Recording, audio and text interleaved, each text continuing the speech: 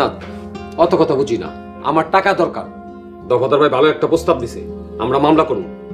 Chairman যে রাশেদরে পিটাইছে এটা তো মিথ্যা কথা না, এটা তো সত্য কথা।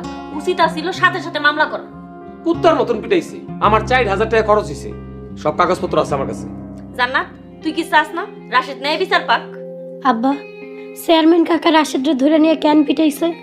আমার দোকানে চুরি হয়েছে, চেয়ারম্যান মনে করছে রাশেদ চুরি করছে, তাই সন্দেহবশত রাশেদরে নিয়ে পিটাইছে। পুলিশ চুরির তদন্ত করব। চুরি কি আসলেই হয়েছে? না হইলে কিন্তু জবাব চাইব। তুই কি কইতে চাস? আমার দোকানে চুরি হয় নাই? সেটা তুমি খুব ভালো করে জানো, কিন্তু আব্বা যদি চুরি না হয়ে থাকে তাহলে কিন্তু তুমি ফাইসা যাইবা। যা হওয়ার পরে দেখা যাইব। রাশেদরে যে চেয়ারম্যানে মারছে এইটাই বড় কথা। কি মারছে না? হ্যাঁ, 2 লাখ টাকা কামাইতে যাইয়া তুমি নিজে ফাইসা যাইও না। চেয়ারম্যানের বিরুদ্ধে মামলা করলে তারা তখন তোমার শত্রু হয়ে যাইব।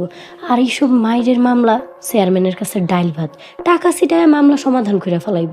কিন্তু যখন জামিনে ছাড়া পাই আইব তখন তোমরা গ্রামে থাকতে পারবা না, আর এই গ্রামে দোকানদারিও করতে পারবা না।